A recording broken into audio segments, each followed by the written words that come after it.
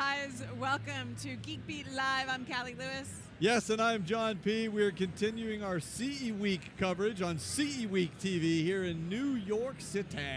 Picante sauce. I think picante sauce every time you say that. That's because that's where I got it. I got it from the old Pace commercials, Well, which we're having I a good love time watching. so far. And speaking of things that I love watching our Epson projectors. Yeah, did That was you a like good that segue. one? Yeah, Good that was segue, pretty yeah. good. And the reason that was a good segue because we have Jason here from Epson. How are Welcome. you, sir? Doing good. Excellent. So everybody knows the name Epson, but not everybody knows the wide range of items that you guys offer. That is true. People definitely think of printers. They think Right. of printers, And absolutely. I think some people definitely think of projectors. There's enough Well, projectors yeah, there are a lot out of there. projectors. a lot in there. education and corporate. Frankly, in home entertainment, we're very large in projectors. The Yep. projectors that you put in a theater room or in a living Yeah. room. But people don't always know that. We do a whole wide range of things. Just as an interesting point, Epson makes the robots, some of the robots that make some of the parts for Harley-Davidson motorcycles. All I kinds did not know that. I know. Has Wait, I'm nothing sorry. to do with me, but really cool stuff. Robots in a motorcycle. Yes. Like, you know, the robots that make them, not like Terminator the that make drive 'em. them. Oh, Right, okay, right, okay. right. Yeah. I'm just making sure you know that your beloved motorcycles are put on by robots. That's all. Yeah, thank Okay. you. Thank you. But not my area. So my area is home entertainment projectors. So the stuff that you'd put in your home, use in your backyard, all of that stuff. Yeah. And it is. There's a huge wide range of them, ranging from $300 upwards of $4,000, and that serve a ton of different purposes. So backyard theater, setting up a Jaws in the pool movie event, Yeah. with a 200-inch screen, or putting one in a dedicated theater room in your home. Or even something that could be used for video game tournaments. So just a whole wide range of things that you can do with front projectors. Yeah. So where in the space right now, where does projection fit? Who's using it? Who needs to use it when we see all these big screen TVs coming out? It's a good question. So, projectors actually have always been a relatively small segment of the market. Frankly, I think they should be much bigger. Because it's just super cool to have a projector. It's, It's easy too. It's not as complicated as most people think it is. No, it's not. Yeah, and I think actually the growth of these larger flat panels is actually a good thing. Because it used to be people would say, well, I only need 42 inches or 50 inches. I don't need something really big. When people walk into a store now and say, I want an 80-inch screen, what they're really saying is, I want a 140-inch screen. I just didn't know it existed. Right, Or I only have exactly. room, or I don't know, Right, whatever. right. Yeah. So, if they figured out that they have room for an 80, they probably have room for a little They bit more. probably And do. so, to put it into some perspective, we always talk about images up to 25 times the size of a 60-inch flat panel. That's because you amazing. can have a screen, now granted that might be a little too big for most walls, Yeah.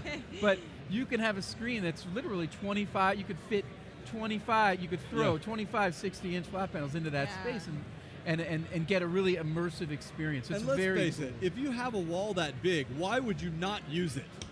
I have the cover it. problem. I do have the problem where I have a 60-inch flat panel, and then I have 4 kids. Embarrassed to admit this, I have 4 kids, and I play Minecraft with my son, who's 7, and we play on the big screen, 130-inch screen. It's the coolest thing. It's totally immersive. We build all of our worlds and stuff.